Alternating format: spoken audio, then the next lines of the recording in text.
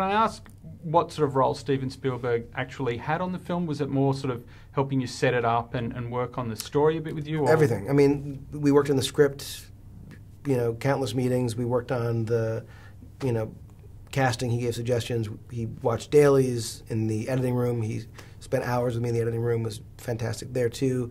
He even came and visited the scoring session when we were recording and the mix. I mean, he was always available whenever I needed any advice or help, phone calls, email.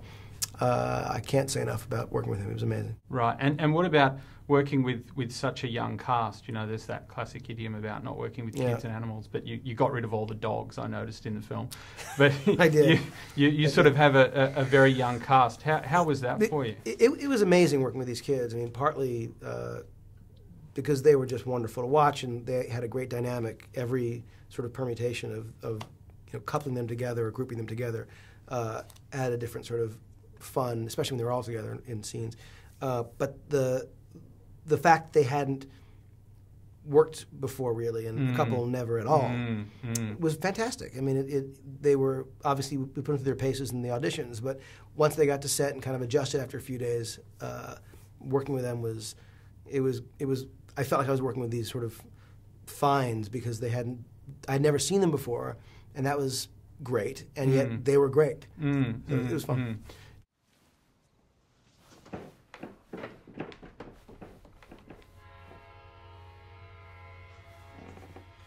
Production value! Carrie, you put film in the camera, right? I didn't put it in. What? Put it in, Joe! Get the mic ready, go! Costume, I will. Joe, Martin, we gotta get ready. Martin, get that tripod set up. Preston, get in position! I will.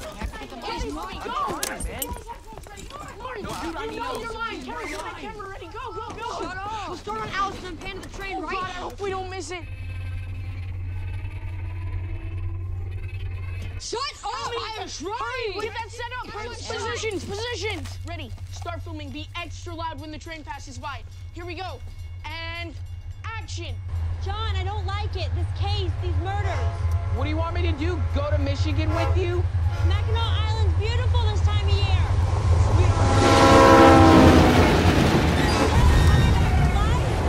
think you're in danger. I don't have a choice! You do have a choice.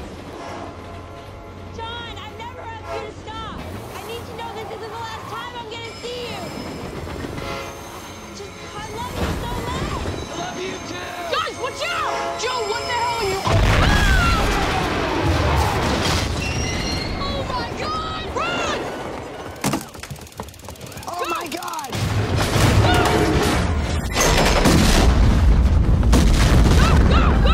Working with JJ is that he does take it to that area. His storytelling is very involved in the heart of the characters, and these characters in this film, especially these young actors, they're developed so nicely that the emotions that you let loose, it's so deserved because their characters are so well put together, and it's just rare that you find that much heart and that much growth in a character.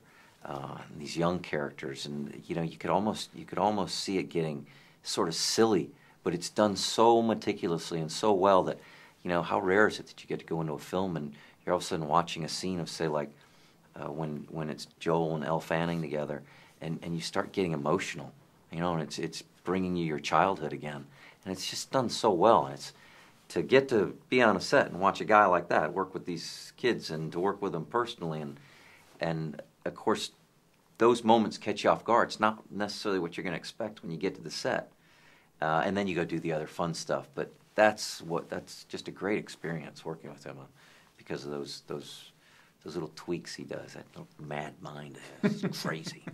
What is JJ actually like on set? In interviews, he's very funny, and obviously to make a film like this, he's got a lot of heart and sensitivity. But what's it like on a sort of day-to-day basis? It's the exact opposite on the set.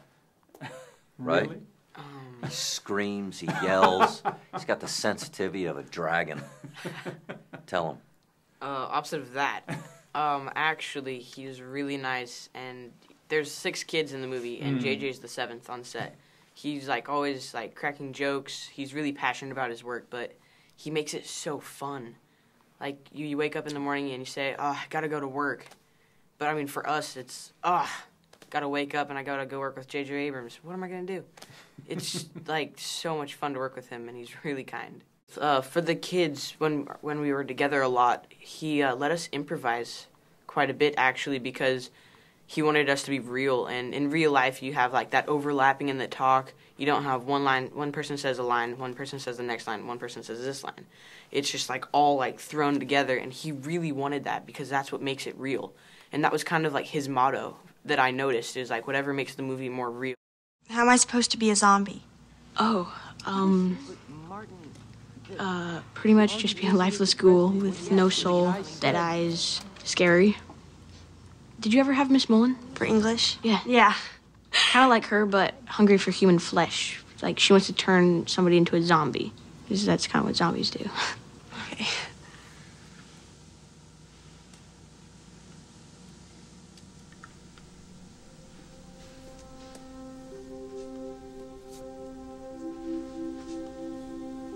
Oh my God, yeah, that's really good.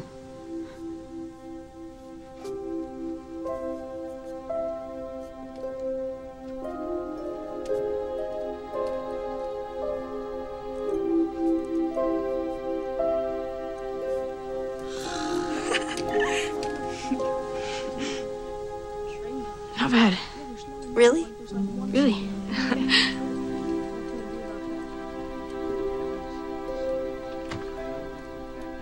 Did you have to do a lot of sort of work with them just to prepare them for the kind of experience? Well, we had a bunch of, rehearsals and kind of just worked out sort of stuff. And it was really important to me that they respect the crew. And, for example, on the call sheet, which is like the daily sort of schedule, the order of the actors are there. And I never had the kids at the top. They were always, I always had them start like number 5 or 4 or 5. Had the adults. I just never wanted them to be number 1 or 2 in the call sheet. I wanted them to know that the crew is going to be constantly busting their ass to like make this movie work, and I just never wanted sort of that entitled, actor, whether an adult or a child, but certainly the children, attitude in the set, and so that was kind of partly what was important to me, that they understand that we're all working to help each other. Part of it, so the mutual respect was important. Part of it was about explaining to them what the lingo was and what the set would look like and be like, and part of it was they needed to just be there. I could talk forever about it, but the truth is, until they were actually there with hundreds of people like working and all eyes on them and big camera and dolly tracks and techno cranes and all that kind of stuff, it was just something I thought, they just have to experience it. And those first days, it was amazing because they just didn't know what the hell to do. It was really interesting, and I was terrified. I thought, well, they're either just going to freeze up, and we're going to have to figure this out, or they'll get acclimated, which of course they did. The film's very much influenced by Amblin films and some of Steven Spielberg's films. Do you in some ways kind of wish for that more innocent time of movie going and movie making before the internet, and you could keep things a secret and movies weren't dissected ruthlessly by fans on the internet? To me, it's not even about secrecy, but I do, I do miss when things felt more innocent, and I do look back at that time as I think we probably all look back at our childhood in that way, and feel like there was a different feeling to that time. I mean, I certainly know not everyone looks back at their childhood as a happy time, but I loved being a kid making those movies, and at the same time there were kids going through families broken up by divorce and certainly deaths in the family and that sort of sense of encroaching adulthood and the idea of girls suddenly coming to the mix and sort of breaking up the dynamic of the there's all that kind of stuff that just starts to happen. So there's this sort of innocent moment that around 13, 14 begins to dissolve, and I wanted to make sure we captured that moment just before all that crap started happening, and that was one of the reasons why we cast kids that were just still, you know, in that kind of sweet, innocent time, and not sort of all these sort of deep-voiced kind of, you know, post-puberty, kind of already, you know, gone through that time, that change, and you know, I think we just could not have been luckier with Joel and Riley, and certainly Elle, whose voice still hasn't changed.